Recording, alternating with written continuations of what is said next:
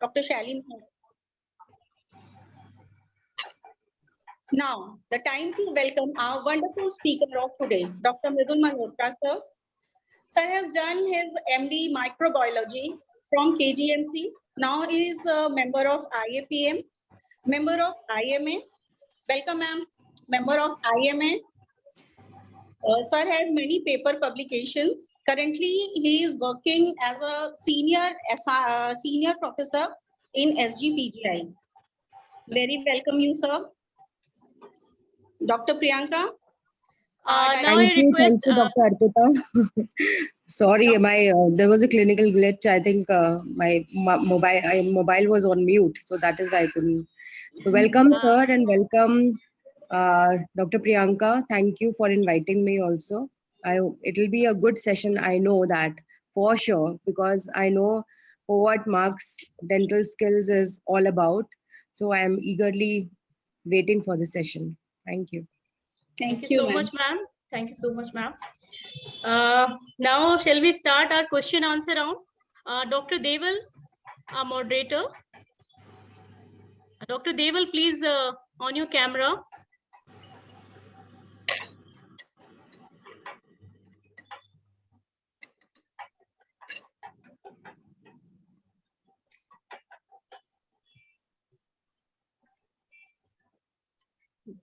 Dr. Deval is assistant professor in government hospital. He is a pediatric dental surgeon. Ma'am, am I visible? Yeah, you are. Okay. Sir, a very good morning and warm greetings on behalf of Max Dental Conclave, Max Dental Skills Conclave 2021. And so I hope that this session will benefit us all, because we will be talking today about COVID-19 and how to manage dental operatories or dental practices with sir. So a small live Q&A session with sir will be there. Sir, I will dive straight into questions and answers without taking much more time. The first question which we wanted to ask you, sir, is that what is the difference between TrueNAT testing and RT-PCR testing?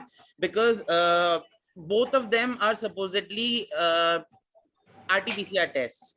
So what is the difference between both, and which should one go for while diagnosing COVID-19 in patients? Or if a patient comes to us, what should we tell them, to get a TrueNAT testing done, or to get a RT-PCR testing done, or some other test which is having a better sensitivity or a sensibility?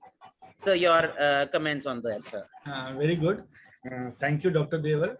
You must be remembered polymerase chain reaction, which I have taught to you in class. Absolutely. That was very important question 10 to 15 years back. But now the word has gone through this RT-PCR. Even the kid knows what is RT-PCR is.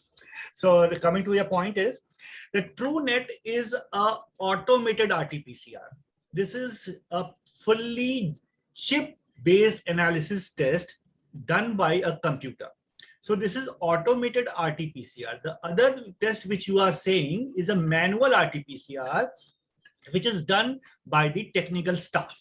So the major difference is in false positivities and false negativities. Now, since TrueNAT is a automated RT-PCR, there is a chip available from the company outlet, which we have to put in the machine after loading the sample. All the sequences are there on the chip. But since it is very, very sensitive test, so there are chances of false positivities more in TrueNAT as compared to manual RT-PCR.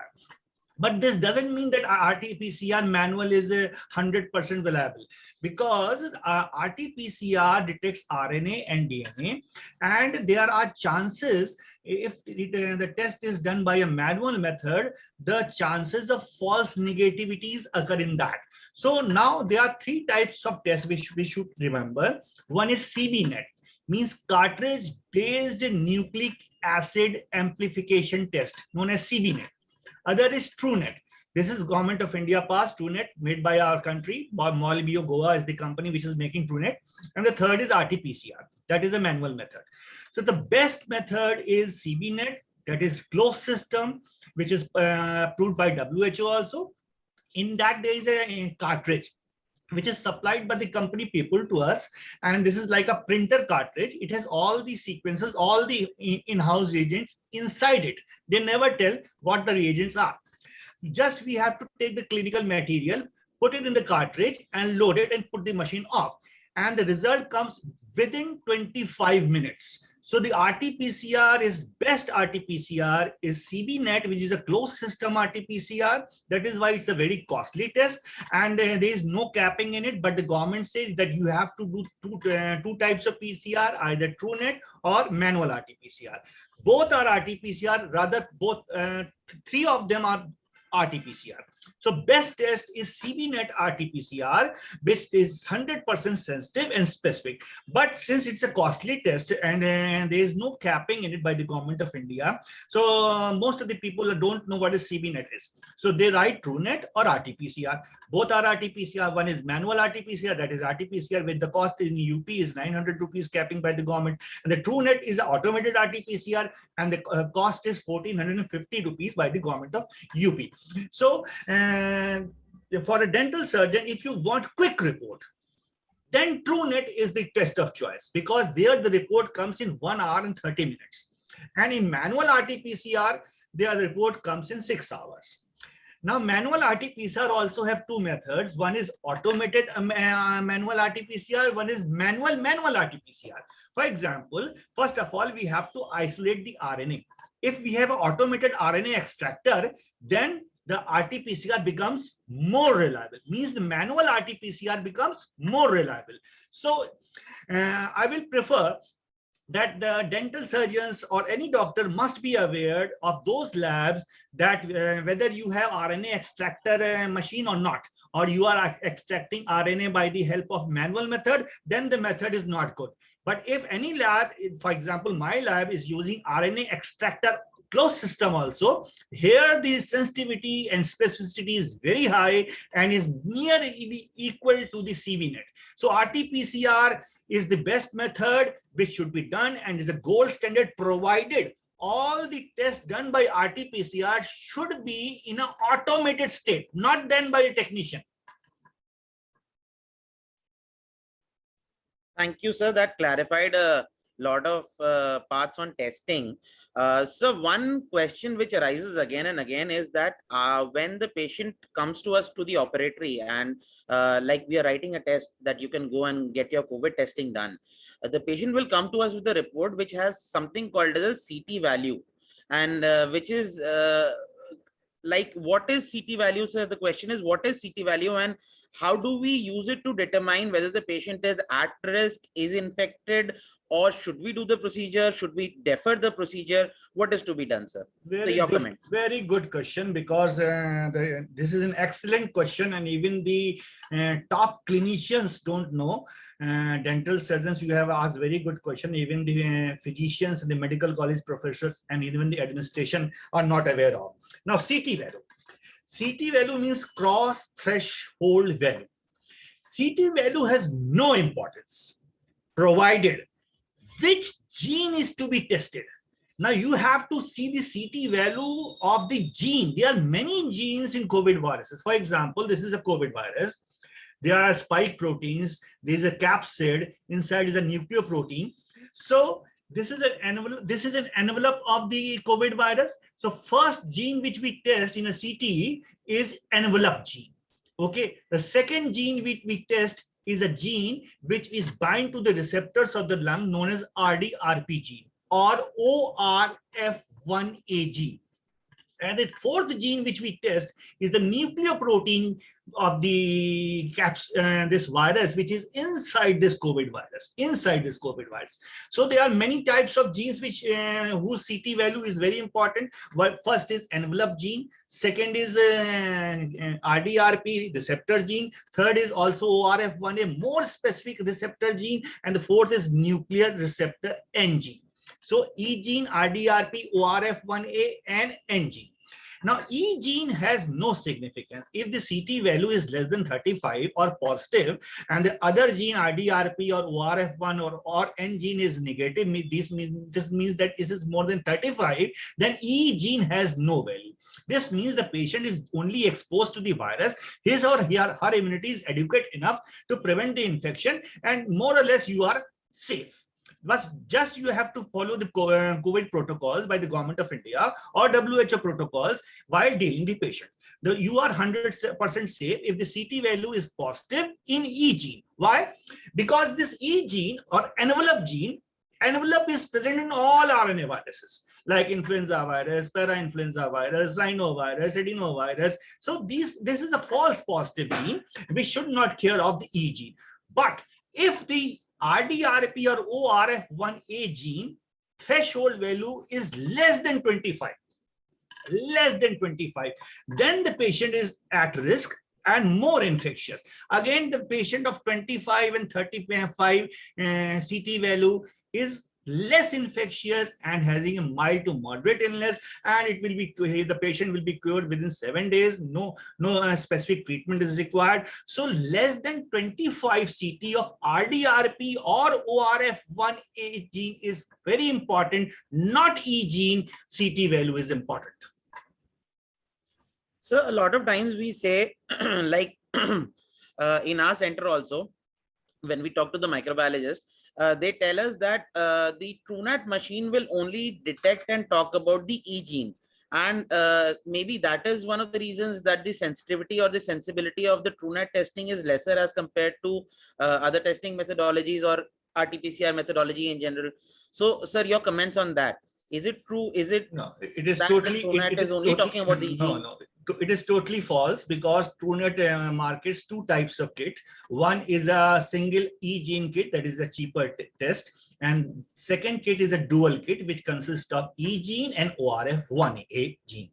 So the dual gene or dual kit of Molbio Goa, which is TrueNat, is little costlier. It tests both the genes, so TrueNat becomes equally effective, which is passed by the government of India also. Thank you so much, sir, for clarifying that up. So one question that we have is, for dental examinations and non-invasive dental procedures, should COVID testing be done if screening is negative? If so, which tests would you advise? So this, you have said that we can go for a TrueNat testing if a dental operatory patient is coming up. So we have taken this question up.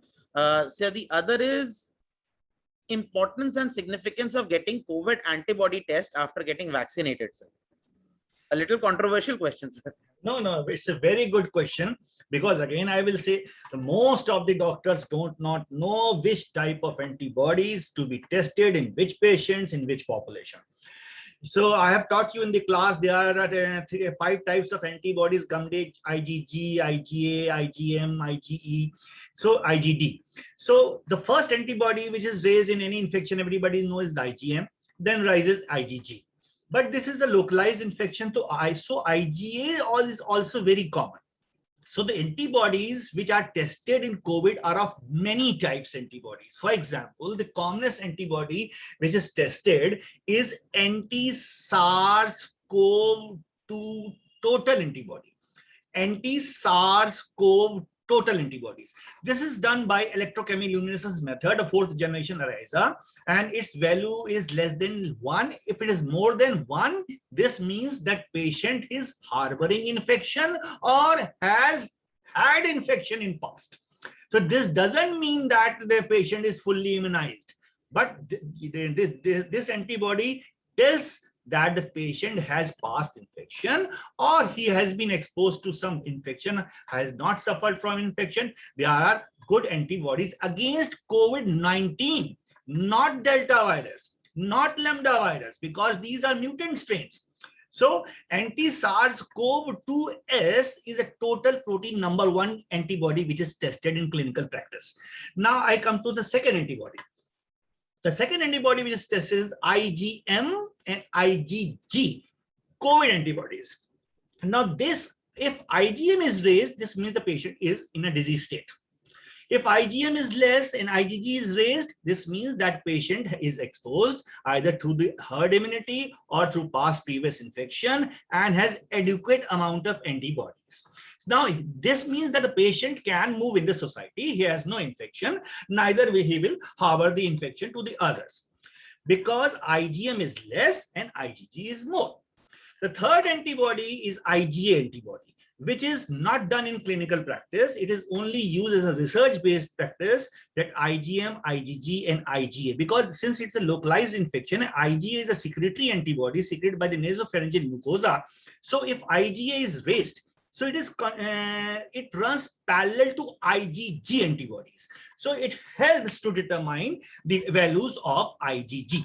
Now I come to the third type of antibody, which is known as anti-SARS-CoV-2S. S means these spikes. So this antibody is done to know the efficacy of vaccination. Because in all vaccine, we have spike proteins or its segments. So if that antibody is formed, anti-SARS-CoV-2S, S is more important, then it will tell the efficacy of vaccine. It doesn't tell the patient is either immunized or has exposed to the past infection or having present infection, but it do tell the vaccine efficacy, whether the antibodies are good or not against a particular vaccine. Thank you, sir. That was extremely enlightening. So another important question is that a lot of dental surgeons, what they are doing is that they will go in for a rapid antigen test because it is quicker, it is faster, and the patient will not have to go to a specialized center. So what they try to do is they get kits onto their dental clinics, and they will immediately take a sample, and then they will say that it's positive or negative. So if it is coming negative, they will go in for the treatment of the patient, and if it comes out to be positive, then they will say that you get and go and get a RT-PCR done. So what would be your suggestion in your expert comments how to deal with this situation? Okay, RAT or RAT test, which is common in society, Government of India says that this test is not a diagnostic test. This test should only be used for a surveillance of the community to assess whether the infection is present in a particular society or not. So this is not a diagnostic test. If it comes positive, even then the patient can be negative. If it comes negative, then the patient can be positive even, because most of the rapid antigen test has so much cross reactivity with other viruses that most of the times it comes false positive, and the patient goes into panic state. And when the RT-PCR is done, it becomes negative. But as a screening purpose, in a very short time, if you want to know, then RAT can be done. But this is not a diagnostic test. It must be done, or it must be done in a case of screening and must be confirmed by RT-PCR. But for a dental surgeon in a clinical practice, you can go for RAT test just to know whether the patient is exposed or whether he will harbor the infection or not. And if it comes positive, don't panic, refer to our RT-PCR. There are chances the RT-PCR may come negative also. Thank you, sir. So we'll talk a little about cross reactivity, because a lot of times, sir, we are seeing that a patient will have a typhoid-like symptoms, will go in for testing, and the Vidal will come out to be positive, or the typhi dot will come out to be positive, and the patient is actually suffering from COVID. So, sir, your comments on that cross reactivity, how to determine if the patient is suffering from COVID, not COVID, how to guarantee, sir, that the patient is actually having typhoid, or it's a cross reactivity that the patient is showing positive in a Vidal test or a typhi dot test, and the patient is actually having that COVID symptoms and COVID vaccine, COVID infection. Wow, first of all, I will congratulate myself that you are asking those questions which an MD medicine person asks. Excellent questions. Now, cross reactivity are known as anamnestic reactions, which is a very important question in undergraduates in clinical microbiology. So Vidal test for a medico is never positive and never negative. It is only written reactive or non-reactive. This doesn't mean that Vidal test means if it's reactive, the patient is suffering from typhoid. because there are so much cross reactivity, like in lepromatous leprosy, it reacts with malaria, it reacts with other viruses also, it reacts with E. coli, diarrhea and dysentery patients also, because the flagellar antigen is used in typhoid test, which is known as Vidal test, and these flagella are present in all intestinal bacteria, and if the patient is immunocompromised, the intestinal bacteria causes nosocomial infection or commensal infections or immunocompromised infection or opportunistic infection, so they reacts with the E. coli. So Vidal test is never written positive. I have seen many reports of the pathology which are writing the Vidal test is positive. Vidal test is never written positive. It should be only written reactive. Now it is the judgment of the clinician which decides whether the symptoms of the patients are correlating with the typhoid or not, because typhoid ELISA is again so much cross reactivity that this doesn't mean the patient is typhoid, because most of the COVID patients have false positivity with typhoid ELISA. In my clinical practice, in my knowledge, I have seen more than 50% of the cases have cross-reactivity with the COVID viruses. This doesn't mean the patient has this typhoid or paratyphoid. This is just a cross-reactivity. And this can be even improved very easily by making the immunity better of the patient, intestinal immunity better. How? Just to prescribe Saccharomycetes pouch or Econom pouch to make good bacterial flora in the intestine, that the harmful bacteria or pathogenic bacteria will die due to competitive inhibition, and the patient will be cured.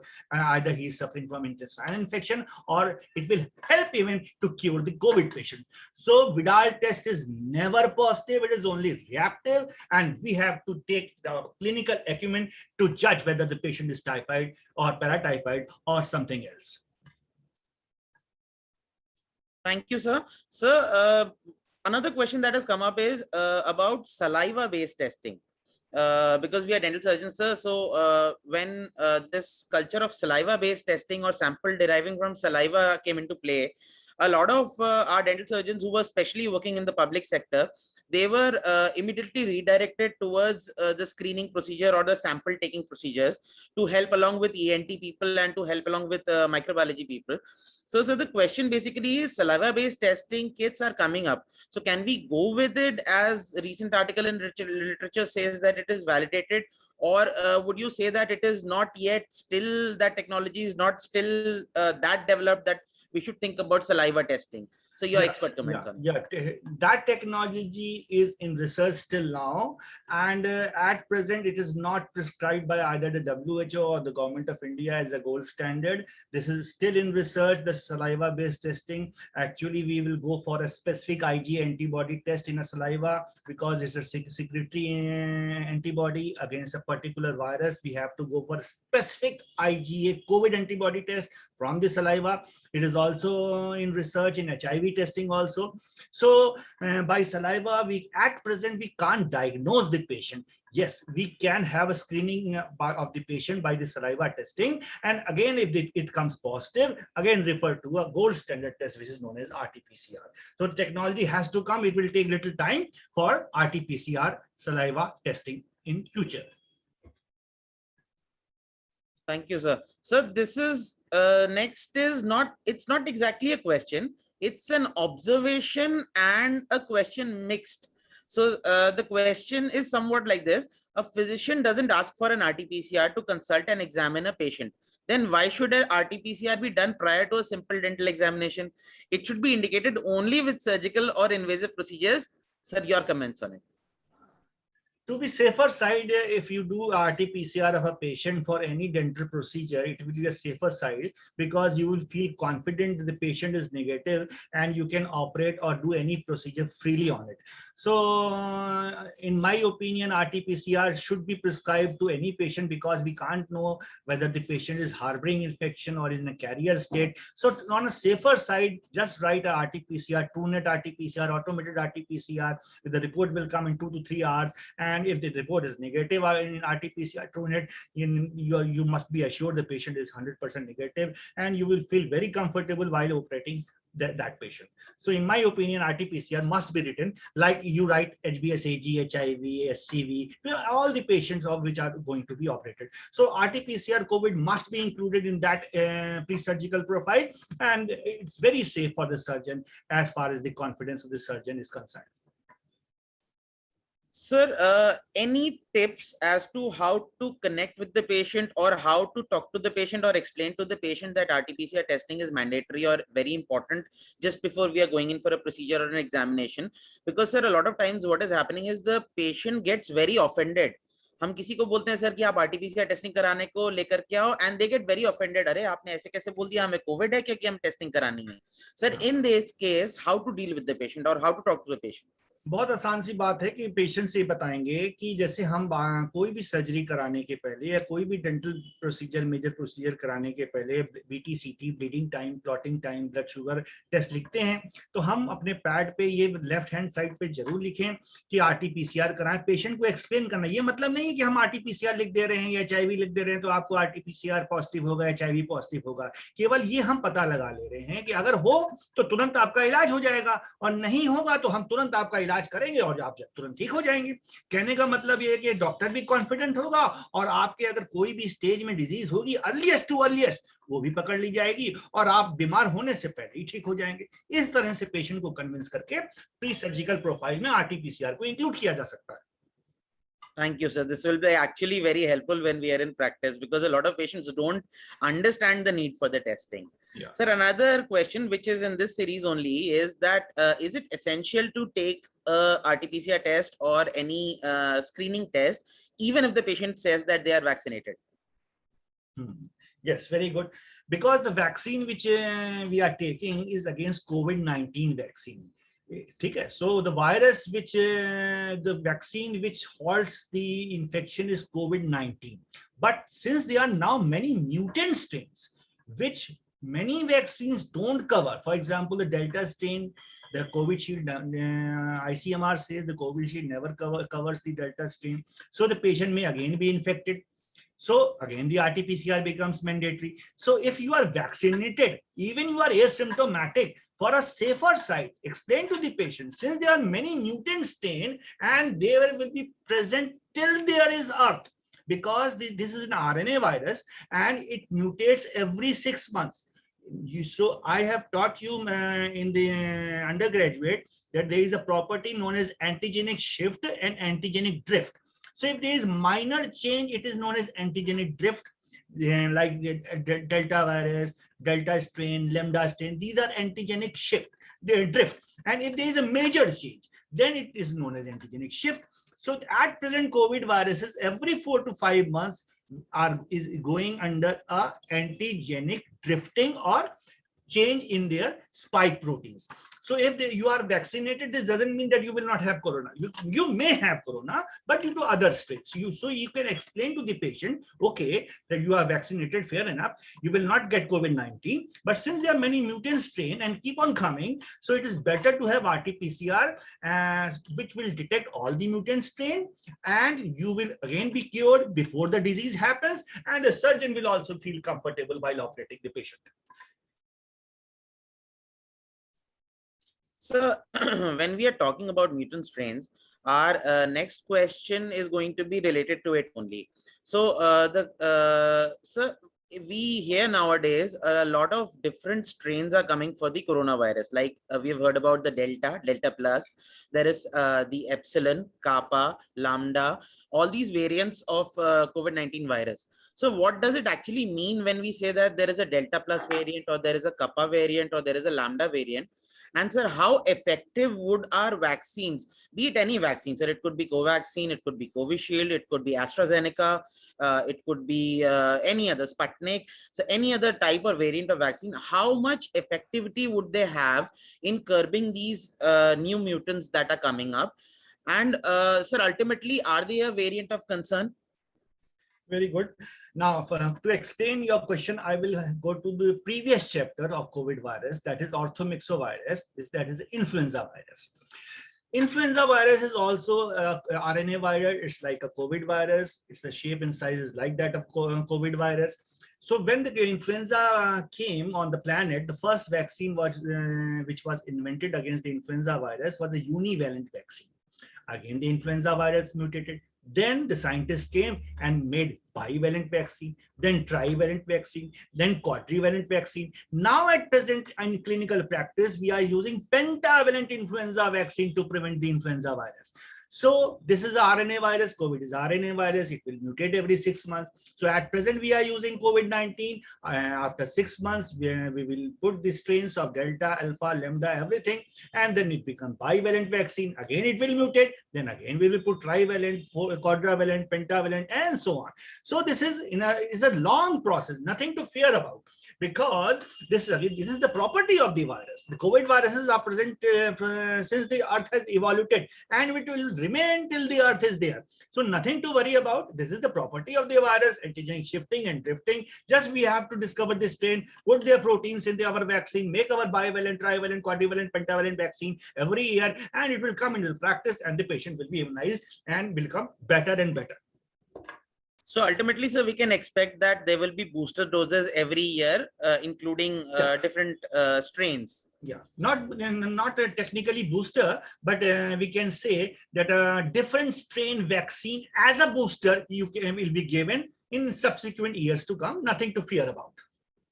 Thank you, sir. So another question is how to sanitize clinics and hospitals and operation theaters, especially in dental setups, sir. Like we are working directly in the mouth of the patient. So the risk element becomes very, very high. Even if the patient coughs or sneezes, or even if they don't do that, almost all of our armamentarium, so be it our scaling instruments, be it our air rotors, be it our turbines, almost all of them are aerosol generating. So, sir, what is your comments regarding safe practice and sanitization in clinics? Very, very good. Now, first of all, as soon as the patient comes to you, the patient must wear mask. All of the patients are wearing masks, and the attendants of the patient also must wear mask, because they may also harboring infection. And the person who is sitting on the OPD first-hand patient doctor must write the pre-surgical test. For example, VT-CT, RT-PCR. So 99% of the patient will be screened on the first hand. कि ये test करा लो, इसमें blood sugar ही बहुत important होती है, क्योंकि blood sugar से healing हमें पता चल जाएगी, होगी तो कंट्रोल कर देंगे, आरटीपीसीआर पॉजिटिव होगा तो वो भी तुरंत ठीक कर देंगे, क्योंकि अभी आपके लेटेंट स्टेज में है और तुरंत आपको ठीक कर देंगे, तो पेशेंट आपसे कन्विंस हो जाएगा और जल्दी टेस्ट करा लेगा। तो 99% तो पेशेंट तो वहीं डील हो गए कि आरटीपीसीआर करा लिया, वीटीसीटी करा लिया, ब्लड शुगर करा लिया हमें, और पेशेंट से हमारी 99% स्क्रीनिंग हो गई। अब जो हम पेशेंट ले रहे हैं वो निगेटिव ही आ रहा है 100%। 1% की केस पे हम बात करते हैं।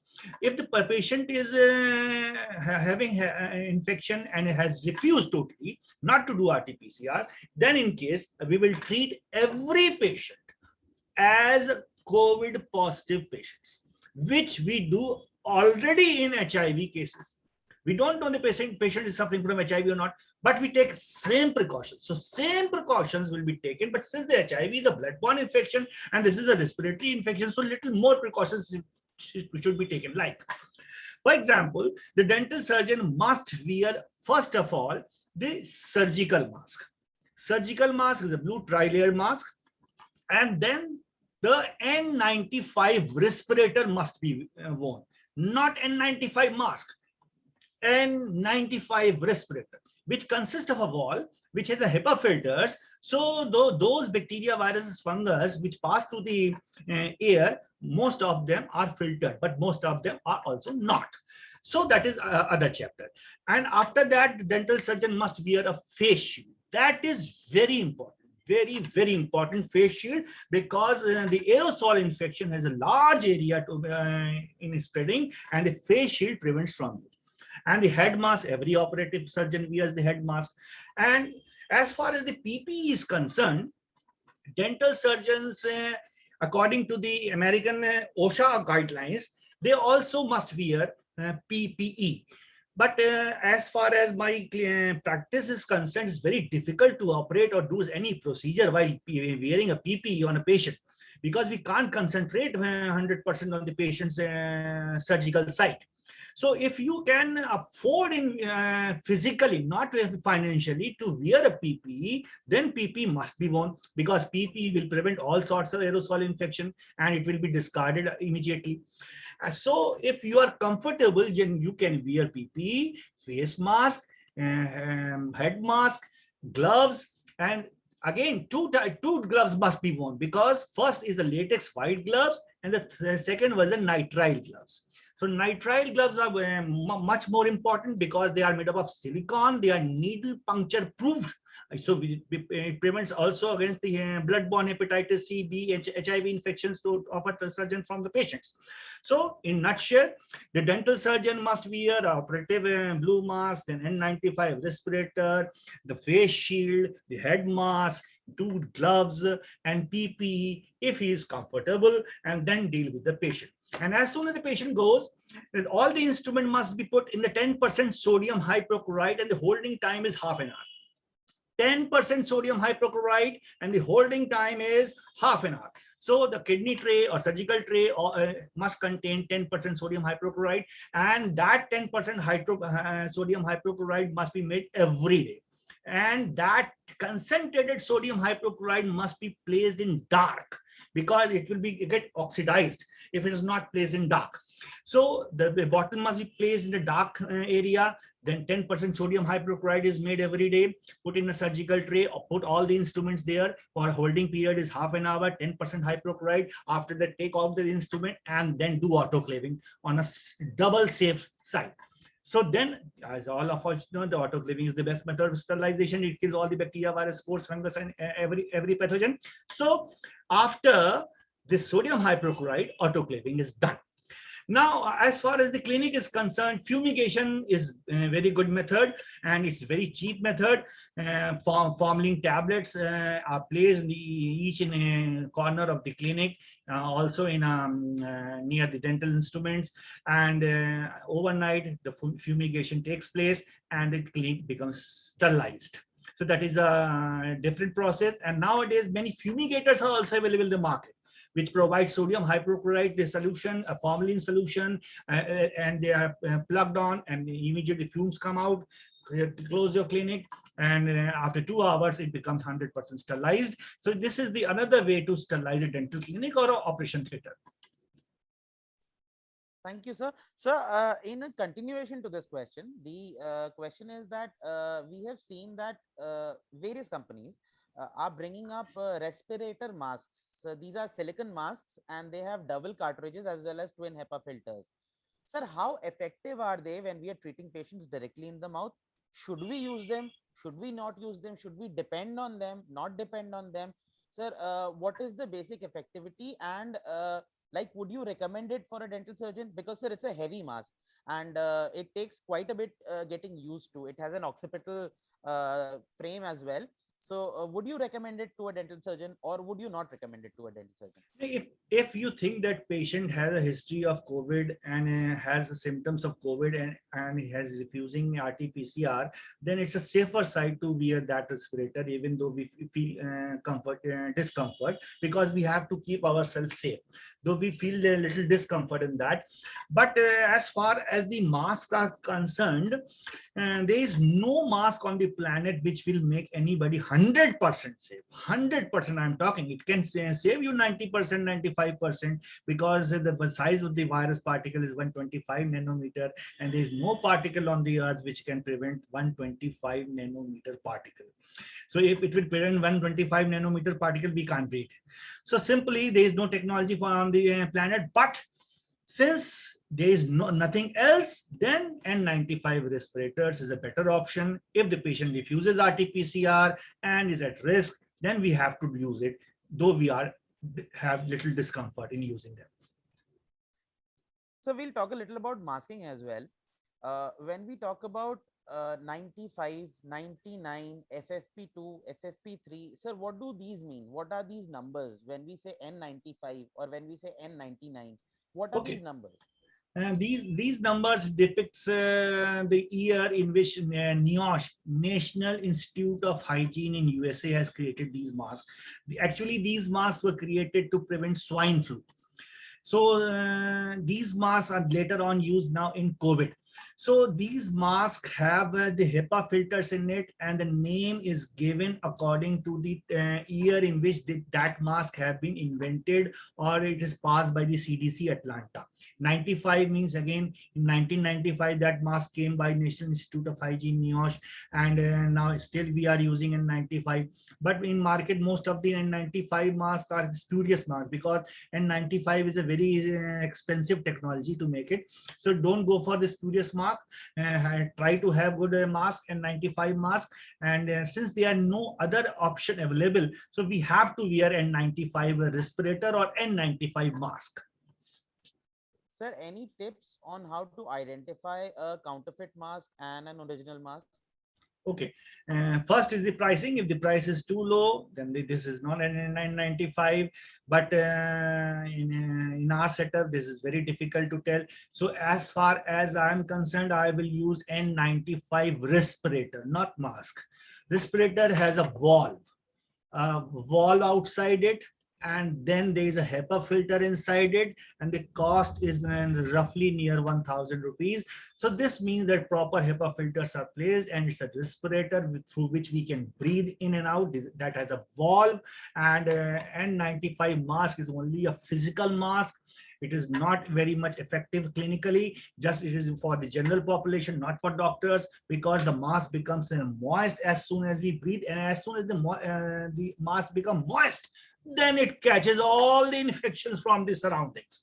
So mask is not an option. The respirators are the options for the doctors, not masks. Masks are for the general public to prevent the infection in the society. So we will go for respirators and N95 according to CDC Atlanta, USA guidelines.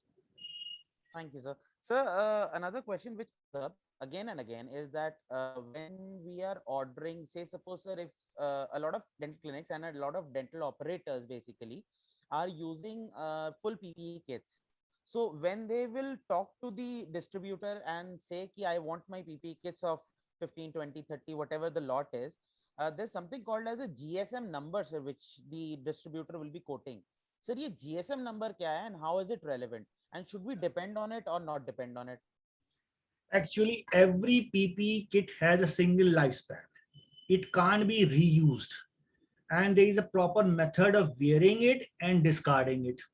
Okay, so if you are according to ICMR guidelines, go for a good PPE kit, but even then it is discarded for the first time in an and never should be worn.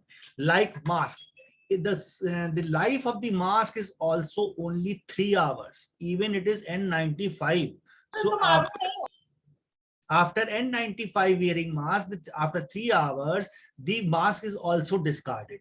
Now there is a question of how the PPE should to be worn, how it is discarded. So I will tell you this thing in Hindi so that the other technical staff which are looking at it, how to wear PPE. First of all, सबसे पहले हम साबुन से हाथ धोएंगे. साबुन से हाथ धोने के पहले हम जो है अपना जूते का मास्क, जूते का जो पीपी का मास्क होता है या उसकी कवरिंग होती है, पहनेंगे. फिर हाथ को अपने सैनिटाइज करेंगे, जेल सैनिटाइजर से सैनिटाइज करेंगे. उसके बाद हम पीपी पहनेंगे. पीपी पहनने के बाद उसका हेड मास्क लगाएंगे, अपने गॉगल्स लगाएंगे, फेस मास्क लगाएंगे, फिर हाथ को सैनिटाइज करेंगे. उसके बाद एक सफेद ग्लव्स पहनेंगे और फिर नीला ग्लव्स पहनेंगे. फिर हम रेडी हो जाते हैं पेशेंट के लिए को देखने के लिए. अब डिस्कार्डिंग के लिए उल्टा काम करेंगे. सबसे पहले हम हेड मास्क उतारेंगे, हाथ को सैनिटाइज करेंगे. उस समय हम दोनों ग्लव्स पहने हुए हैं, अंदर सफेद रंग का लेटेक्स ग्लव है, ऊपर नाइट्राइल रंग का ग्लव्स है. हाथ को सैनिटाइज करेंगे जेल से. फिर उसके बाद गॉगल्स उतारेंगे. गॉगल्स जो है रीयूजेबल होते हैं, यानी इनको ऑटोक्लेवेबल होते हैं, यानी इनको हमको डालना होगा रेड डस्टबिन में, येलो डस्टबिन में नहीं. बाकी चीजों को येलो डस्टबिन में डालना होगा क्योंकि उनको पूरी तरह से डिस्कार्ड कर देना है, क्योंकि वो जो होंगे इंसिनरेट होंगे by the government authorities like nagar nigam. तो इस ग्लव्स गॉगल्स को उतारेंगे, फिर हाथ को अपने सैनिटाइज करेंगे. उसके बाद अपना पीपी उतारेंगे, फिर सैनिटाइज करेंगे. उसके बाद मास्क उसके बाद अपना नीले रंग का ग्लव्स उतारेंगे, हाथ सैनिटाइज करेंगे. तब भी हम सफेद रंग का ग्लव्स पहने हुए हैं. फिर ग्लव्स उतारने के बाद, मास्क उतारने के बाद फिर से हाथ सैनिटाइज, हाथ धोकर व्हाइट रंग का ग्लव्स पहन के तब रेडी हो जाएंगे. यानी कि अपने हाथों को नंगा नहीं रखेंगे, जैसे डेंटल सर्जन ग्लव्स पहनते हैं व्हाइट पहन के फिर रेडी हो जाएंगे. फॉर द नेक्स्ट पेशेंट और फिर इसी प्रक्रिया को फिर से करेंगे और इसको जो है रीयूज नहीं कर सकते, इसलिए इस तरह से हम इसको प्रोसीड करेंगे। सर इसी सीक्वेंस में the other question is the right way of disposal of articles used with COVID-19 patients. So sir, recommend. Very good. All the items of COVID-19 must be placed in a surgical tray with 10% sodium hypochlorite. Though ICMR says that if there is minor spillage, then you can use 2% sodium hypochlorite. So in dental practice, you do irrigation, lot of irrigation by the help of water, because you use irrigant water while doing dental cleaning and everything. So you can use 2% sodium hypochlorite water while irrigating or using that water. 2% sodium hypochlorite, very little sodium hypochlorite in your irrigating water, and that will be sufficient enough to kill the virus at the site, at this operation site. 2% sodium hypochlorite water, not simple water. And if again all the instruments are placed in 10% sodium hypochlorite, holding time half an hour, take out, autoclave it, and they are again ready. And if there is any clinical material of the patient like saliva, sputum, or blood, that should be autoclave immediately, and then it is given to the Nagar Nigam authorities for incineration in a yellow bag. So our color coding will be all materials to be disposed in the yellow bag, right, sir? Yellow. For COVID, it's yellow bag. Yellow bag. Thank you, sir. So one question has come up which says, what about false negative rate in RT-PCR test for COVID, sir? We aren't 100% sure like HIV or HBS, etc. But patients who are economically poor find it difficult to afford. Even in government sector, they take time to give reports, sir. Your comments on it, sir. RT-PCR in the April time was coming negative despite the patient was COVID positive. So the government of India and ICMR issued the guidelines that you have to go for some more tests with RT-PCR if it has come negative. If you are harboring the same symptoms of COVID, for example, HRCT, oblique chest X-ray, and some little inflammatory markers like D-dimer, interleukin-6, and C-reactive protein. Now, these are very costly tests. Everybody can't afford these tests. So these are the battery of tests. If the RT-PCR comes negative and the patient is still have the sign and symptoms of COVID, then the battery of tests is prescribed like chest X-ray, oblique HRCT with blood tests like D-dimer, CRP, and interleukin-6. But since these are the very costly tests, the chance of RT-PCR false negative is 10 to 15% in case of mutant strains, not in COVID-19. COVID-19 is a gold standard. The RT-PCR operated by the automated method, not by manual method. I have told in beginning because most of the labs have a manual method, manual RT-PCR, manual RT-PCR, but automated manual RT-PCR is a gold standard method where the RNA is taken out by automated extractor and is amplified into a copy DNA by the automated RNA cycler or DNA cycler. So RT-PCR manual is the gold standard. It is the drug test of choice, and there's a capping in it by the government. We can't take more than 900 rupees or 700 rupees at the clinic. So everybody can at least afford rupees 700 for the test. So one question which has come up is regarding now the fungal infection which is now associated with COVID-19 or basically post COVID-19. So, so the question is, please enlighten us about tests for mucormycosis. Very easy, very cheap test. COVID has no relations with fungal infections. So fungal infections are due to injudicious role of steroids and injudicious role of or use of antimicrobial drugs. So this is an undergraduate question. So every doctor must be very cautious in prescribing steroids and antimicrobial drugs to the patient. If the patient is in 2 or 2B stage or 3 stage, 3rd stage, then only steroid should be given. In stage 1 it's not required. So most of the physician, or you can say unqualified doctors, can give the steroids in the early stage, and the patient can harbor the infection known as black fungus or white fungus. Black means mucormycosis caused by rhizopus, Aspergillus niger, and Absidia. And the white fungus, very common question in undergraduates in BDS, candidiasis or moniliasis or thrush. So very important. And the very easy test to do is KOH slide smear. For example, if there is any white patch in the mucosa of your mouth, it can be erythematous candidiasis or some sort of other candidiasis as far as oral pathology is concerned. What do? Little scraping is done inside the oral mucosa. This scraping is placed in a 1 drop of KOH, 10% QH, put the cover slip, and wait for half an hour. Then in half an hour, the cell wall of the fungus is resistant to KOH. Other things die, not the cell wall of the fungus, because it's very thick, made up of chitin. And as soon as we will see under the microscope, we will see like structures, hyphae, mycelium, and immediately the diagnosis will be done within half an hour. So very cheap test, known as fungal element of a particular site in a fungal element or in a fungal case, post-COVID treatment or post-COVID patient.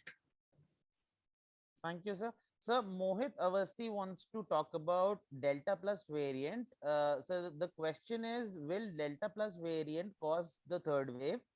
Also, the Delta plus variant is said to resist monoclonal antibody therapy. Is it true? What are the precautions that should be taken by the people? Yes, it's true, because Delta variant is a B.1.617 variant of RNA sequencing. So this is just a technical word. So alpha, beta, delta, gamma, these are the words which are coined by WHO. So actually there is a mutant in the spike proteins, and the mutant is at the site of 1.6.17. So it is very difficult to pronounce B.1.6.1.7. So the WHO has said that is a delta. If there is more mutation in other side, they will say gamma, delta, lambda, and so on. So these are just the words. Yes, the patient is at more risk as far as Delta variant is concerned, because there is no classical sign of cough and fever in Delta strain. The signs are of general weakness, joint pain, and pneumonia. So Delta virus directly goes to the lungs, while the other COVID viruses stay for some time in the nasopharyngeal mucosa, and then they go to lungs. So we had a little bit more time in dealing those patients. But Delta variant has again mutated. Nobody knows where the mutation will occur, because the humans are also the result of a mutation that is a good mutation. So most of the mutations are bad mutations. So this is again a bad mutation. So the classical symptom in Delta viruses is no cough, no fever, there is joint pain, headache, neck pain, pneumonia, general weakness, and loss of appetite. This is very important. So if these symptoms are present, again, straight away go for RT-PCR. Don't waste your time. And as soon as the test comes positive, you will diagnose the case of Delta variant, and you can prevent pneumonia in a very early stage. For example, very small part of the lungs will be involved, and immediately some antimicrobials or other drugs will be given. The patient will be cured immediately. And if you will wait, then it will go into generalized pneumonia, septicemia, and again, hospital-borne infections, and then it's very difficult to treat the patients. Thank you, sir. Sir, another question which comes up again and again is that what are fomites, and is COVID-19 having surface to surface or surface to person transmission, or we would consider it only a droplet-borne infection, or we would now say that it is an airborne infection? Very Your good. comments. Yeah. No viral infection is transmitted by fomites, underlined, because viruses never survive outside the cell. So this is a wrong belief that the newspaper, handles, your shirt, your spectacles, goggles, or any item harbors COVID viruses. This is 100% wrong because the virus cannot survive outside the cell. Fomite-borne infections are only bacterial infections, especially diarrhea, dysentery, urinary tract infection, and conjunctivitis. So viruses, since they survive only inside the cell, if there is infected droplet on the door handle, then the chances is there, if we touch that handle which have some saliva or sputum or any clinical fluid on that, then we touch and put that our hand on our nasal mucosa and eyes and mouth and so on, then only there are chances of infection in that case. So that is a remote possibility because this is a RNA virus, is a very unstable virus, it dies very quickly outside the cell. So the chances of fomite-borne infection is very, very, very remote, you can say, because fomite-borne are generally bacterial infection. So don't get scared of these things, and you can relax that if the droplets in the air are present with COVID viruses, then you can get COVID provided your immunity is low. Provided if your immunity is okay, you will never get COVID.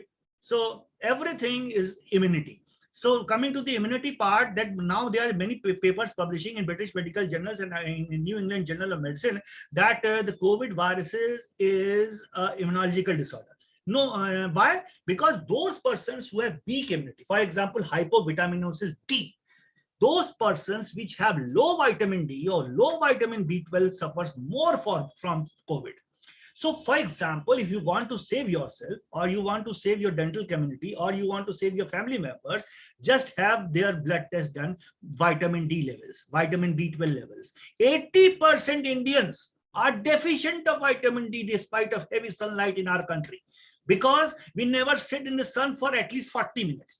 Vitamin D cycle has a cycle of 40 minutes to form a macromolecule of vitamin D, and that is an excellent immunomodulator which kills the viruses, which kills the tumor cells. So nobody sits in sun. Most of the Indians are deficient, and if you have deficient vitamins in your blood, you will 100% catch not even COVID, other viruses also like rhinovirus, adenovirus, astrovirus, calcivirus, and so on.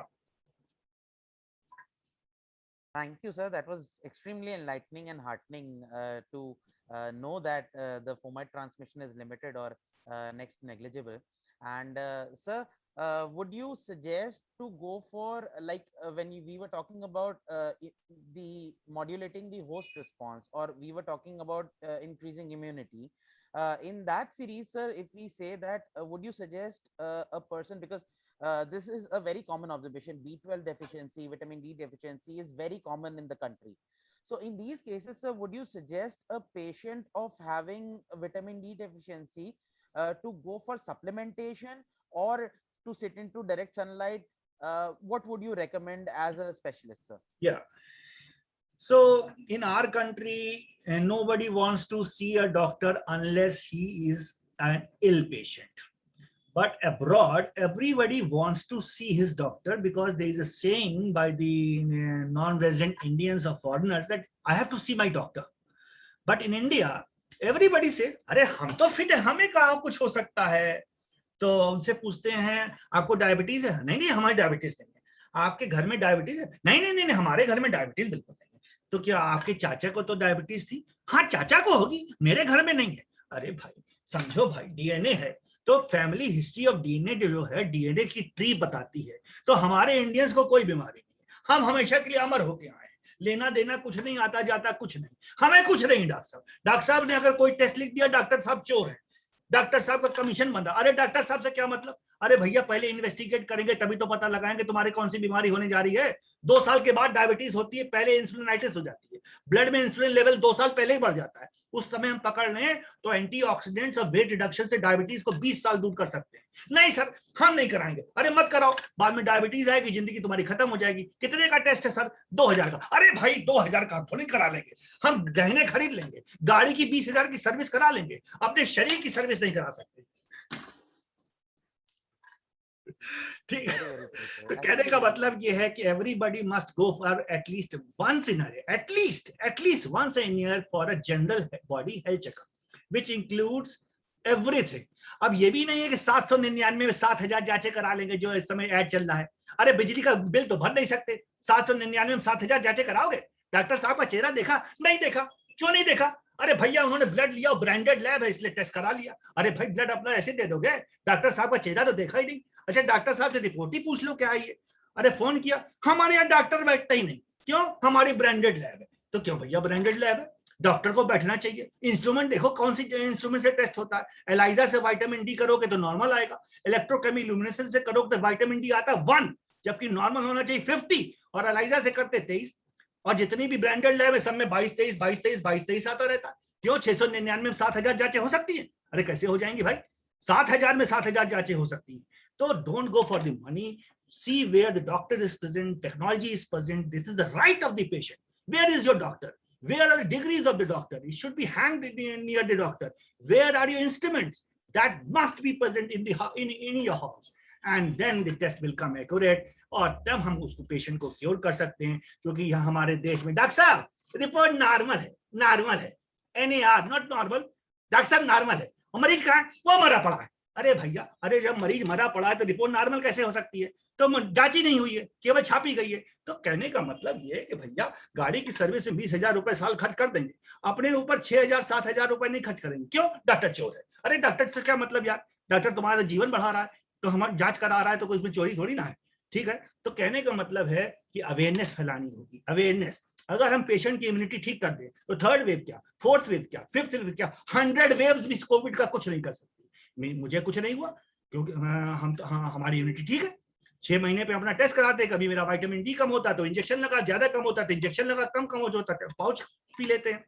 B12 कम होता, ज्यादा कम होगा injectable लगाएंगे, थोड़ा कम होगा tablets खा लेंगे। एजीपीटी बढ़ा होगा, वो भी इम्यूनिटी का पैनल है, तुरंत लीवर को स्कैन कर देंगे। फैटी लीवर होगा उसको ठीक कर देंगे, इम्यूनिटी तुरंत नॉर्मल हो जाएगी। एमसीवी, अब ये भी देखा गया है कि पेशेंट्स जिनकी RDW, ये नई चीज है, रेड सेल डिस्ट्रीब्यूशन वृत्त, ये ब्लड टेस्ट होता है जो पीछे पन्ने में लगा होता है, जो मेडिसिन वाले भी नहीं जानते, बस हीमोग्लोबिन TLC जानते हैं। अरे पीछे देख लो, उसमें RDW भी लिखा हुआ है, रेड सेल डिस्ट्रीब्यूशन वृत्त। ये कोविड के पेशेंट्स में बढ़ जाता है, यानी RBC फूल जाते हैं, क्योंकि उनको ऑक्सीजनेशन चाहिए होता है बॉडी को। अगर ये पहले ही बढ़ा जाता है, बाद में बीमारी होती है, तो उसको पहले ही ठीक कर देंगे। फेरेटिन लेवल डाउन हो जाता है, पहले ही ठीक कर देंगे, बीमारी होएगी नहीं। अरे कोविड क्या कैंसर नहीं होगा, लेकिन हम टेस्ट नहीं कराएंगे, हम डॉक्टर के पास नहीं जाएंगे। क्यों? अरे हम हमारे हो चुके हैं, हमसे कोई मतलब नहीं है। नहीं, thank you, sir. That was actually very important also, because a lot of the patients do come to us with this query, and this happens to us as dental surgeons also, when the patient will come in to us and say नहीं हम इतना ही payment करेंगे, या इतना ही देंगे। So sir, ये एक बाजार sort of mentality in medicine is a big problem. ठीक है, अनस्टरलाइज्ड इंस्ट्रूमेंट से आपका काम होगा। जो दांत बैठा हुआ वहां पर चौराहे पे दांत निकालने के लिए, दांत तोड़वा लो, दांत लगवा लो, हेपेटाइटिस B हो जाएगी, हेपेटाइटिस C हो जाएगी, रोमेटिक हार्ट डिजीज हो जाएगी। कहने का मतलब ये लाखों रुपए बाद में खर्च कर देगा, आप भूल भी चुके होंगे कहाँ दांत निकलवाया था। तो वो तो अवेयरनेस फैलानी पड़ेगी। यानी awareness is very important in our country to educate the patient. Go for a specialized doctor, go for a specialized special clinic where the doctor is physically present. That is very important. क्योंकि हमारे देश में diagnostic centre में doctor है ही नहीं। Doctor कहाँ है? Dubai में बैठा हुआ है। साइन कौन कर रहा है? टेक्नीशियन कर रहा है। अरे क्यों कर रहा है भाई? अरे अब तो देखा जा रहा है इंटरनेट से ही साइन हो जा रहे हैं। क्या तमाशा? अरे there should be a specialized doctor, a good clinic, all the instrument must be there, talk to them. Know your pathologist campaign is going on by our society. So know your pathologist, know your microbiologist, know your physician, have talk with them and get cured, improve your immunity and get free from all the diseases and live 100 years. Thank you, sir. Sir, one question which comes up is the effectivity, क्योंकि हम बार बार सुन रहे हैं sir, एक चीज है ultraviolet C radiation, और इस पे काफी फोकस किया जा रहा है। हमारे पास सर काफी डीलर्स ऐसे आते हैं, या प्रैक्टिस में काफी लोग हमारे पास ऐसे मिलने आते हैं जो कहते हैं सर ये एक लैंप है, ये UVC एमिट करेगा और ये पूरी क्लिनिक को स्टेरिलाइज कर देगा, you don't need to go for anything else, no hypochlorite, no nothing is needed, आप बस जस्ट इस लैंप को लगा लीजिए और ये UVC पूरे फोमाइट्स को, पूरे वायरस को deactivate. Sir your comments on you? ठीक, So UV light, very good. UV light is a physical method of sterilization as was taught in the undergraduate to the students, but it sterilizes a particular room only, not your instrument, because the instruments have many curvatures that requires a disinfectant to disinfect it. So the difference between physical method is sterilization and the chemical method is disinfectant. For instruments to get okay, the chemical methods are used, which are very quick, and the best method is autoclaving, which is the physical method. UV light is used only to sterilize a particular chamber. For example, there is a small chamber like a cavoclave, or you can say microwave. Then you can put your all the gadgets like pen, pencil, and phone, and these watches and your mobiles, etc., in a particular chamber, in a closed chamber where the UV light works. Then it is okay. And for a clinic, for a room, it is okay, but UV light has many side effects. Don't put UV light on when you are in the clinic, because the first side effect of the UV light exposure is blindness, and second is sterility. Thank you, sir. That was actually very important, because हमारे पास actually sir वो boxes आते हैं and we don't know that whether they are useful or not. So coming from an authentic source like yourself, this will help us in our practice also. So one question which has come up is respiratory masks to be changed after how many use? जैसा कि आपने बताया कि effectivity तो sir 3 घंटा होती है, लेकिन क्या हम इनको 6 घंटा या कितनी बार पहने, कैसे यूज करें? अगर रियूज करने की भी नौबत आ जाए तो कैसे रियूज करें? आप क्या रेकमेंड करेंगे सर, रियूज करें भी कि नहीं रियूज करें? For doctors, you can't use N95 respirator of mask beyond 3 hours. And again, if CDC Atlanta guidelines and NIOSH guidelines USA say, if by mistake you have touched your mask in between the 3 hours, it becomes useless. So these are the strict guidelines for the clinicians. So these masks must be used by the clinician, and the life is only 3 hours and should be immediately discarded. Otherwise, if you want to have a fashion statement, then you go for branded mask and cloth mask, which has no value, because I can perform an experiment in front of you. If I use this cloth mask and put water in it, all the water will come down. If the water is coming down, then the virus will definitely come down. It just only prevent the viral load to a society. For example, a patient is wearing this mask, which is a cloth mask, and if he sneezes or coughs, then the amount of viruses which comes in the atmosphere will be less. The viral load will decrease. So the society will be benefited. That is why it is better to wear this mask. You can wash again this cloth mask again. So this is not a professional method of washing. So if you want a professional answer, you have to discard mask every 3 hours. But if you want to move around, to prevent the society, to follow the norms, and so that the society can remain free from the diseases, then you can wear this mask and wash off and on. So basically, when we are into active practice, there is a N95 mask or a particular respirator that we use. Otherwise, if we are moving around in public, we can maintain a bit of social distancing and go for cloth masks. Because it actually prevents the viral load to be transmitted from one person into other person. Perfect, sir. So one question which has come up is, can you suggest some special precautions while visiting any COVID ward? Can we have some prophylactic drugs which can facilitate us in combating the infection? Very good. चलन आया government of India का कि ivermectin खा लीजिए, hydroxychloroquine खा लीजिए, या फैबीफ्लू खा लीजिए, फैविपिराविर ले लीजिए. सर दवाइयां तो कोई इफेक्टिव हुई नहीं. Your common sense sir. That was a very old guidelines, but after the clinical research and on-ground reality, all these are withdrawn. The only drug which is left as a prophylactic one is ivermectin. So ivermectin you can take as a prophylactic medicine, but still if your immunity is low, then again prophylactic medicine have no role.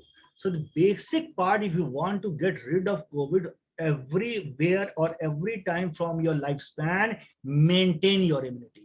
How to maintain your immunity? Just scan your organ, liver function test, kidney function test, vitamin D, B12, ferritin, CRP levels, blood sugar, insulin levels, thyroid levels. So 100% after 35 years of age, all the persons on the planet have some parameter deficient or raised that are immediately corrected and your immunity is raised. And if the immunity is raised, COVID is a toy, then it will never cause infection. Even the cancer will vanish. So the best part is maintain your immunity and hydrate yourself. Had good sleep, because sleep in Hindi is known as sona. Sona means gold. Everything repairs in our body during the sleep time. Melatonin is secreted during the 4 a.m. and which maintains this circadian rhythm of the body. So immunity is very important. Be happy, work out, and pay attention to your health awareness. Sir, when we talk about immunity, हमने देखा कि sir इस Covid pandemic में कई ऐसे लोग थे जो कि रेगुलर जिम जाते थे, अच्छी खासी, they had good amount of muscles and everything, and मतलब सर दिखने में जो है बिल्कुल almost like models, even they suffered from Covid sir. तो एक सवाल जो बार बार दिमाग में आता है वो ये आता है कि बंदा डाइट भी अच्छी ले रहा है, जिम भी रेगुलर जा रहा है, टाइम पे सोने भी जा रहा है, अगर उसने इस तरीके का शरीर बनाया है तो इसका मतलब कि एक certain amount of discipline in life that person is following. तो सर उसको क्यों कोविड होगा? और उसको तो जरूर कोविड होगा, क्योंकि हेल्थ की डेफिनेशन क्या है? Health is a social, mental and physical well being of a person, not merely a disease और इन्फॉर्मिटी।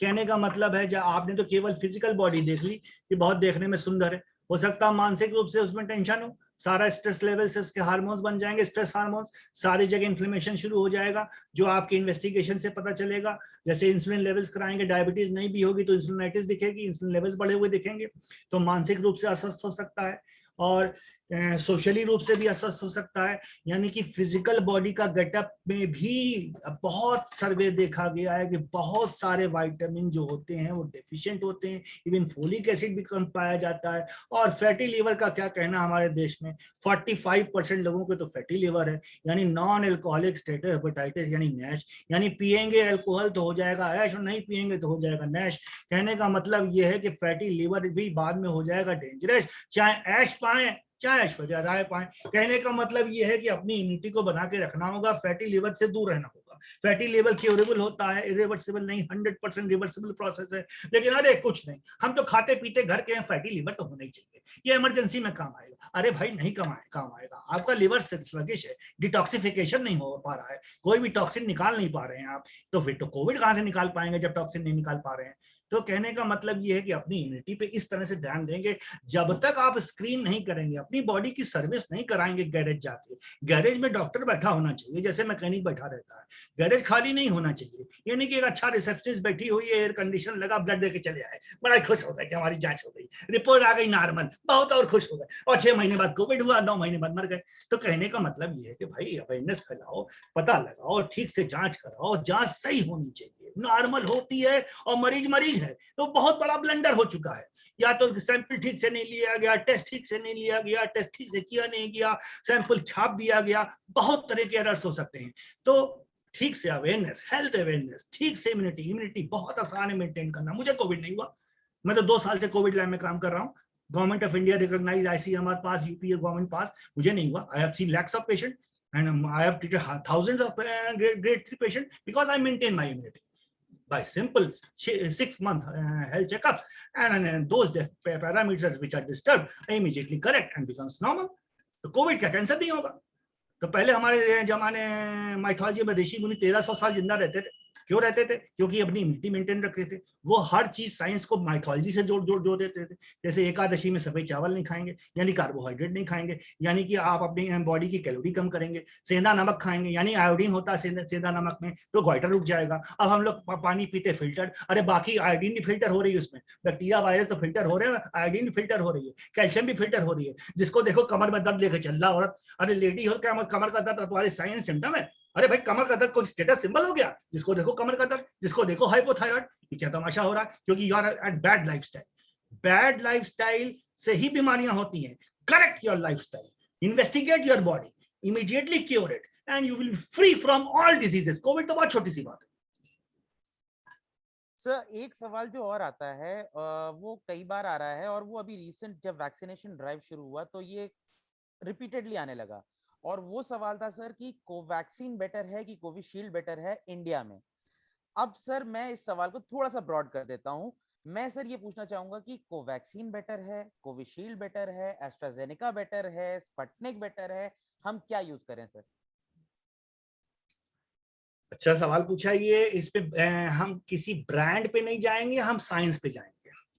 वैक्सीन बनती कैसे है और उसका क्या इफेक्ट होगा, वैक्सीन में पढ़ाया जाता है कि वैक्सीन जो हमारी कोवैक्सीन है वो इनएक्टिवेटेड वायरस है, यानी वायरस को मार दिया गया है, केवल उसकी डेड बॉडी बची है. डेड बॉडी में सारे पार्टिकल्स मौजूद हैं, यानी कि ये वायरस जब भी मौजूद होगा उसकी डेड बॉडी तो पड़ी है. यानी कि अगर आपने मेरे देश की वैक्सीन लगाई है कोवैक्सीन, और डेल्टा अल्फा बीटा जो भी स्ट्रेन पैदा हुआ है उसकी डेड बॉडी तो इसमें है ही. कोवैक्सीन काम कर जाएगी लेकिन कोविशील्ड नहीं करेगी. ये तो एक पॉइंट हो गया. अब आते हैं इम्यूनोजेनेसिटी पे. कोविशील्ड जो होती है DNA adeno virus vector vaccine है, यानी उसकी इम्यूनोजेनेसिटी बहुत हाई है, यानी कि उसमें जो एंटीबॉडीज बनेगी लंबे समय तक बनेगी. कोवैक्सीन डेड वायरस है, उसकी इम्यूनिटी इम्यूनोजेनिक कम है, तो उसमें कम बनेगी. तो दोनों के एडवांटेज और डिसएडवांटेज है, यानी किस एज ग्रुप में, किस अंडरलाइंग डिजीज ग्रुप में, किन लोगों को कौन सी वैक्सीन लगानी है डॉक्टर तय करेगा. बाकी लोग क्यों तय करते हैं? तो डॉक्टर को तय करने दीजिए कि कोवैक्सीन लगेगी कि कोविशील्ड लगेगी. तो अगर मान लीजिए एल्डरली पेशेंट है, जैसे हमारे मोदी जी को कोवैक्सीन लगी है, ठीक है एल्डरली है, यानी कि इम्यूनोजेनिक कम है, लेकिन उसमें सारे स्ट्रेन कवर है, यानी उसके साइड इफेक्ट्स कुछ नहीं होंगे, इम्यूनाइज हो जाएंगे. अगर मान लीजिए एल्डरली को हम कोविशील्ड लगा देंगे और उसकी अंडरलाइंग डिजीज है, तो कोविशील्ड की गलती थोड़ी ना है, वो तो इम्यूनोजेनिक है ही, तो इम्यूनोजेनिसिटी बढ़ा देगा. जब इम्यूनोजेनिसिटी बढ़ा देगा तो आपको वायरस से तो रोक ही रहा है, लेकिन जब इम्यूनोजेनिसिटी बढ़ जाती है, ये सबको पढ़ाया जाता है कि इम्यूनिटी के स्टेट आर्म होने चाहिए. इम्यूनिटी बढ़ी तो ऑटो इम्यून डिजीज, इम्यूनिटी घटी तो डिजीज यानी इन्फेक्शन, यानी हमेशा स्ट्रेट लाइन में होनी चाहिए इम्यूनिटी. तो underlying disease, age of the patient, status of the patient को देखते हुए वैक्सीनेट कराना चाहिए. एक बार डॉक्टर से सलाह ले लेनी चाहिए, अपने फैमिली फिजिशियन के पास जाना चाहिए. फैमिली फिजिशियन का कंसेप्ट ही खत्म हो गया हमारे देश में, सब सुपर स्पेशलाइजेशन के पास जा रहे हैं. अरे भैया, जो पेट वाला केवल पेट जानता है, वो हार्ट के बारे में कुछ नहीं जानता. हार्ट वाला है पेट नहीं जानता. कम से कम एक वाइड ब्रॉड टर्म लेके चलिए, ब्रॉड स्पेक्ट्रम. जब फैमिली फिजिशियन होता है जो आपके घर से जुड़ा रहता है, वो आपकी सारी हिस्ट्री जानता है, यानी कि आपके घर में ब्लड प्रेशर है, डायबिटीज है, हाइपोथायराइड है, डिप्रेशन है. अब डिप्रेशन भी बहुत कॉमन है हमारे देश में, जिसको देखो डिप्रेशन. 45 ईयर्स फीमेल है, 40 ईयर फीमेल और 40 डिप्रेशन. अरे किस बात का डिप्रेशन? उनसे पूछा आपको डिप्रेशन? नहीं डॉक्टर साहब, हमें किस बात का डिप्रेशन, हमारे घर में तो लाखों रुपए, हमें किस बात का डिप्रेशन. अच्छा मैडम जी, आप अकेले बैठिए, आपके हस्बैंड को बाहर रखते हैं, आपको रोने का मन करता है. अरे डॉक्टर साहब बहुत रोते हैं हम तो वॉशरूम में जाके रोते हैं, इतना डिप्रेशन है, किसी तरह से हमें ठीक कर दीजिए. क्यों डिप्रेशन है? क्योंकि लाइफस्टाइल फॉल्ट है. लाइफस्टाइल फॉल्ट ही है तो हाइपोथायराइडिज्म है, या तो और हार्मोन डिस्टर्ब हो गए, विटामिन डी डेफिशिएंट है जो मेन कॉज डिप्रेशन का है, तो उसको करेक्ट करना नहीं चाहते, एंटी डिप्रेशन ठीक करेंगे. अरे एंटी डिप्रेशन तब काम करेगी जब आइसबर्ग का नीचे का जो आइस है उसको ठीक करेंगे. तो एक क्वालिफाइड आदमी के पास जाना चाहिए जो सब कुछ आपका जानता हो, वो बताएगा आपको. Thank you, sir. Sir, that is actually very important also. And one take-home message that I'm taking from here today is that definitely go for a 6-month checkup to a qualified laboratory and get myself tested with all parameters, relevant parameters, so that disease which is about to occur. अब इसमें एक point और है कि अरे हमारे कुछ निकल आएगा तो हमको परहेज करना पड़ेगा और हमारी जिंदगी कम हो जाएगी. अरे भैया, परहेज भी करना होता, थोड़ा सा लाइफस्टाइल मॉड्यूलेट कर लो. परहेज कर लोगे थोड़ा सा 100 साल जिंदा रहोगे, और नहीं परहेज करोगे तो 6 महीने में जाने वाले हो. हाँ नहीं नहीं नहीं, हम कुछ नहीं करेंगे, कुछ निकल आएगा निकल आएगा. अरे कोई भूत थोड़ी निकल आएगा, जो निकलेगा उसका करेक्शन हो जाएगा. अभी बीमारी कहाँ हुई है भाई? तो इस तरह की अवेयरनेस फैलानी चाहिए. सर कोविड टाइम्स पे हमने देखा कि कुछ चीजों का चलन बहुत ज्यादा हुआ, जैसे कि recommendations on use of giloy, recommendations on use of काढ़ा, recommendations on use of chyawanprash for immunity booster. मतलब सर लोग एक डिसिप्लिन्ड लाइफस्टाइल मेंटेन करने की जगह उनको ये लगने लगा कि हम काढ़े की चाय पी करके या फिर जो है हम सिर्फ गिलोय गुडूची खा करके हम हेल्दी हो जाएंगे। सर आपका कमेंट्स ऑन इट। जो भी आप एलिमेंट इम्यूनो बूस्टर खा रहे हैं या पी रहे हैं, उसमें जो मेन कंपाउंड है वो वाटर है। चाहे वो गिलोय का पानी हो, चाहे तुलसी का पानी हो, चाहे काढ़े का पानी हो, यानी कि हम अपने बॉडी को हाइड्रेट करते हैं। और वायरीमिया में चाहे डेंगू हो चाहे कोविड हो, सब में हमारा पैक्ड सेल वॉल्यूम यानी खून गाढ़ा हो जाता है। तो हम जब पानी के बहाने चाहे कोई भी चीज खाए पिए, पानी उसका मेन एलिमेंट है जो हमारे खून को पतला करता है, हमारे शरीर में ऑक्सीजनेशन बढ़ा देता है। जो नाला जाम हो गया है, पानी डालने से वो बहने लगता है। तो काढ़े का रोल है मेन हाइड्रेशन। इम्यूनिटी बढ़ेगी तो 6 महीने के बाद बढ़ेगी। अरे कोई एक्यूट थोड़ी ना बढ़ा लोगे। विटामिन सी की लो डोज में एक्यूट इम्यूनिटी बढ़ सकती है? नहीं बढ़ सकती। जिंक से एक्यूट इम्यूनिटी बढ़ सकती है? नहीं बढ़ सकती। It will take a long period after months to increase immunity after taking vitamin C. तो उसका रोल इतना नहीं है, लेकिन उसमें जो आप वाटर का हाइड्रेशन कर रहे हैं, चाहे सादा पानी पीजिए। लेकिन अगर हम सादा पानी मरीज को कह देंगे, अरे डॉक्टर साहब ने 1000 रुपया ले लिया सादा पानी पीने की, क्या कह दिया, ये तो हमें भी पता था, ये बेकार डॉक्टर है, इसके पास नहीं जाएंगे। तो ठीक है, हम भी कुछ कह देंगे, भैया ये डाल दो, वो डाल लो, ये डाल लो, वो डाल लो। तो पानी को हाइड्रेट करने के लिए, साइकोसोमेटिक इलनेस को ठीक करने के लिए ऐसा किया जाता है। मेन एलिमेंट है हाइड्रेशन। हाइड्रेशन और जो गोल्डन ट्रायड है जो हर वायरस से बचाता है, rest, hydration, isolation. Rest, hydration, isolation golden triad है। और अगर आपको 2 पैसे में ठीक होना है तो रेस्ट करिए, बॉडी को अपनी रिवाइव करिए, खूब हाइड्रेट करिए, आइसोलेट कर लीजिए अपने को, कमरे में रहिए, सब कुछ देखिए। टीवी का चैनल मत देखिए, कोई खतरनाक चैनल। आस्था देख सकते हैं और गाने के चैनल देख सकते हैं, बाकी चैनल मत देखिए, नहीं बीमार पड़ जाएंगे। तो कहने का मतलब है कि साइकोसोमेटिक इलनेस से ही बचेंगे। ठीक, इस तरह से करेंगे।